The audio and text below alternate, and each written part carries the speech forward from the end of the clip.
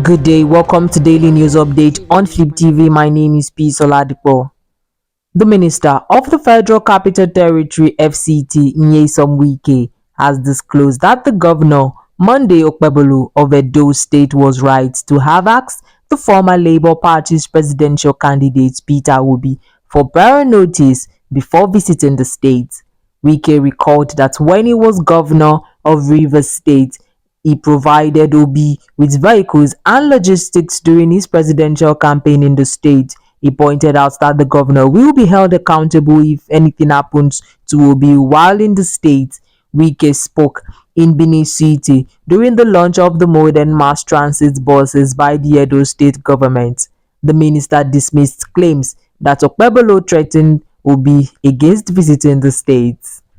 That's all on the update. My name is P. Soladipo. Thank you. Update on Flip TV. My name is P. Soladipo. Human rights lawyer Femi Falana and Shehu Sani yesterday criticized the United Kingdom's Conservative Party leader Kemi Badenoch over a recent comment on Nigerian citizenship. During an interview with CNN's Fared Zakaria on Sunday, Badenoch said she could not pass on a Nigerian citizenship to her children because of her gender. She suggested that it is easier for Nigerians to acquire British citizenship than for foreigners to become Nigerians. Reacting to the claims, Falano debunked her claims. In a statement yesterday, Falano described Badenoch's statement as a display of utter ignorance and accused her of misinforming the British public to score political points. Falana said, in a desperate attempt to impress the British electorate, Kemi Badenoch keeps running down Nigeria. Contrary to her misleading claims, her children are Nigerians because she is a Nigerian. Her assertion that she cannot give Nigerian citizenship to her children because she is a woman is not consonant with Section 25B and subsection C of the Nigerian Constitution, which provides that every person born in Nigeria after independence, either of whose parent or grandparent is citizens of Nigeria, or any person born outside Nigeria to a Nigerian parent is a citizen. Similarly, a former Kaduna Central Senator Shehu Sani has slammed Kemi Badenoch over her claims regarding Nigerian citizenship. Reacting in a post via his ex handle on Monday, Sani berated Badenoch for bothering about getting a Nigerian citizenship for her children. The former lawmaker asked Badenoch to enjoy her adopted home and leave Nigeria alone. That's all on the update. My name is P. Soladipo. Thank you. Ohanaeze Indigbo has pleaded with the presidential candidate of Labour Party in the last general election, Peter Obi, for the sake of equity, national integration and peace, to drop his 2027 presidential ambition and support President Bola Tinubu's second-term bid. This was as LP sank deeper into internal strife with rival factions trading accusation over the interpretation of the Supreme Court's April 4 judgment and the party's stance on Obi. Meanwhile, the party's vice presidential candidate in the 2023 election, Dr. Yusuf Dati Baba Ahmed, has admitted that Julius Abure remains the national chairman of the party following the Supreme Court's ruling. In a statement in Abakaliki, the deputy national president of the Ohanaeze faction, Okechukwu Iziguzoro, told Obi that wresting power from the incumbent President Tinubu would prove exceedingly challenging, reminding him that only the Southeast would not make him president. Isiguzoro maintained that the president's political climate, marked by a lack of unity among opposition leaders and the inordinate ambition of Atiku Abubakar, who at the age of 81 seeks the presidency, poses a significant risk. He further noted that Obi and Atiku will share the opposition votes, which will ultimately pave the way for Tinubu's re-election, and should the scenario unfold, the repercussions would undoubtedly fall heavily upon the Southeast, pleading with Obi to support Tinubu's second bid. However, Senator Nenadi Usman's faction, which claims legitimacy following the court's ruling, dismissed reports of an alleged plot to expel Obi as false and mischievous.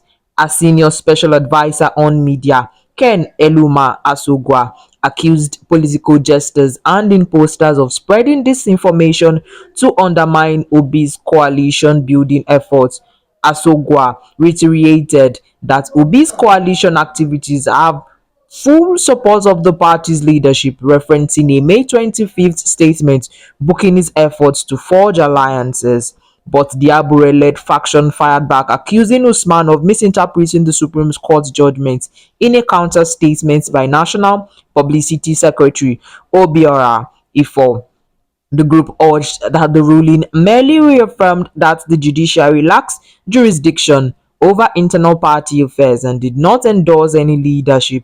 It dismissed Usman's claim to leadership and insisted the party had moved beyond court drama to focus on the 2027 election. The All Progressive Congress (APC) has expanded its dominance in the 10th Senate, increasing its seats from 66 to 70, following the defection of four senators from the opposition People's Democratic Party (PDP). The development excited Senate leader Okoyemi Bamidele, who assured Nigerians of APC commitment to better governance and national development. At yesterday's plenary, Senate President Godswill Akpabio read letters from Senators Francis Fadausi, Osun East, Olubiyi Fadeyi, Osun Central, Aniyekan Basi, Akwa Ibom North East, and Samson Ekpong, Akwa Ibom South, formally notifying the chambers of their switch to the ruling party.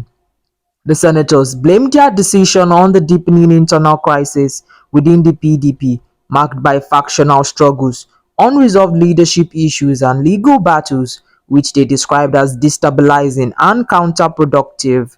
Basi declared support for President Bola Tinubu's renewed Hope agenda, expressing his desire to contribute to APC's inclusive and development-driven policies.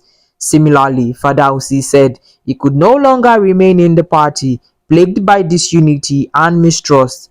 The defection further weakened the PDP's presence in the Senate, reducing its numbers from 36 at inception in June 2023 to 28.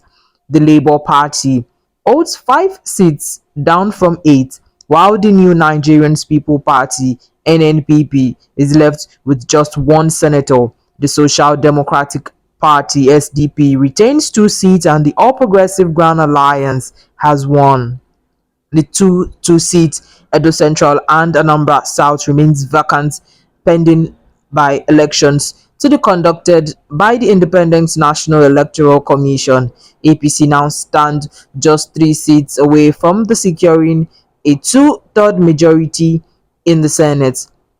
During the plenary yesterday, Bamidele described at latest turncoats as a sign of growing confidence in the APC. He congratulated Akpabio, APC leaders in both states and Tinubu, saying the development reinforced the party's responsibility to re-engineer its philosophy and deliver on its promises.